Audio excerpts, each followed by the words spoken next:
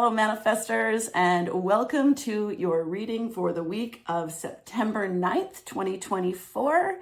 But know that if you're coming across this video at a later date, you are definitely still in the right place. As with all readings, take what serves you well and leave behind what doesn't. One of the most incredible things about being human is that we have free will choice. So no matter what messages Source has for us today, we always have the power to change them. All right, let's get going. Today I'm going to start with a Work Your Light Oracle card. Then I will pull a Moonology Message Oracle card, and then we'll consult the tarot for some past, present, future. All right, let's get going. All right, so first up, Rebecca Campbell.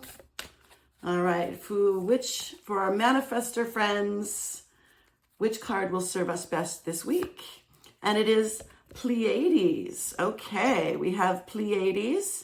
It says double mission, channeling and uplifting humanity. Well, isn't that just perfect for us manifestors? Okay, so first of all, we are the ones who receive the most direct downloads from Source. So we are channeling. Even if you don't think that you're channeling most or if not all of the time, you actually are. So one of our biggest stumbling blocks as manifestors is accepting this and trusting that what we get is real, right? It took me a long time. I actually needed to literally manifest things into my reality before I could start believing in Source, because of my just past years as an atheist and agnostic. So when I had my spiritual awakening, it was like these gradual little baby steps, right? Like these baby steps towards my belief. And I think that that's probably like the hardest part, is learning to trust that this just isn't in your head, that you're just not repeating something you know is fine. It's like,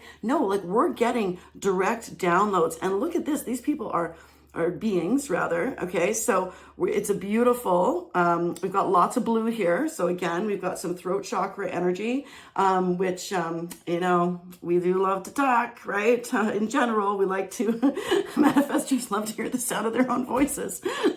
That's something that I say about myself pretty often. But then we've also got a lot of higher self, right? We've got some crown energy with that kind of indigo. So it's that connection between our voices and what we can share alongside the downloads that we get from Source, right? And then of course, Pleiadians, okay, are a type of a light worker. I myself am in Talkin. And again, when people ask me like, how do I know that? I say, it was this process, anyways, I'll tell that story another time, but it was this process of just this, like I got this like boom, like this reaction when I found out about it. And then I learned, right? Anyways, so it's really incredible. So we are here to uplift humanity. Everybody is on this planet to uplift humanity. Whether or not they are woke to that or not, is their own journey. Okay, so let's see how this is going to tie in with our Moonology messages. Okay, so tuning into the moon. If you identify as Pleiadian, know that this card is especially for you. All right. Okay, we have Moon Maybe, and we have Intuition. Okay, so what, literally just talking about this, I love, Source is so fabulous. Right? Like, I just love it when everything flows together, and we'll see what the tarot has to say as well. Okay, so first of all, so I was saying over here, trusting that the downloads that we get from Source are real. That is actually what feeds our intuition, right? So our intuition is this gut feeling. Now we do not, manifestors can't have gut intuition as their authority, just because that's reserved for generators and manifesting generators. But that doesn't mean that we don't have intuition, okay? It doesn't mean that. What we're seeing here is now, first of all, let's take a look at the colors. We have got all the root chakra. Okay, so over here, we're higher self, the higher chakras, right? Throat and,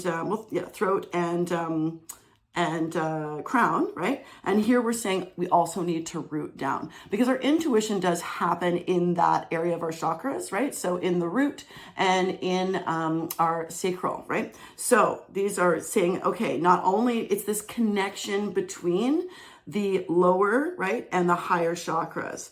Also, we have horses, okay?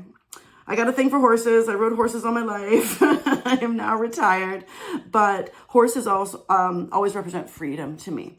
And so these guys are ready to charge, but they're also two sides of the same coin. Again, so we've got connection between ego, higher self. Okay, let's see. Let's move on and see what our past, present, future. Okay. In the past, manifestor, well, we have the 10 of Pentacles.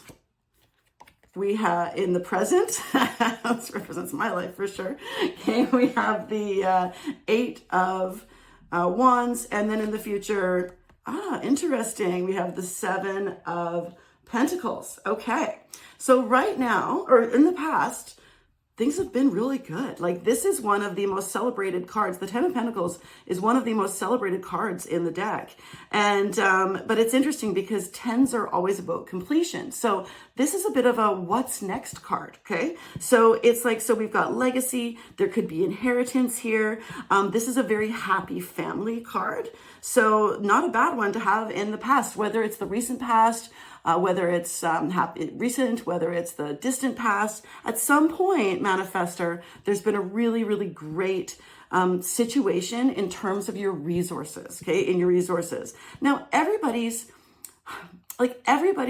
personal view on resources is different, right? Someone who grew up in poverty that now, owns a 1-bedroom apartment, but lived in a trailer their whole life, this is going to be, they're going to feel abundant, very likely, right? They're going to feel like they're at the top of their game. Whereas somebody who was, say, lived in a 1-bedroom apartment, right, now lives in a 3-bedroom, 2-house apartment, So anyways, my point is that this is a personalized experience. So it's really important that we define what our abundance means to us, because for some people, $1 million a year is incredible. For other people, that's not enough, right? So it's just important for you to take a look at where you stand on that and how that's been in the past for you.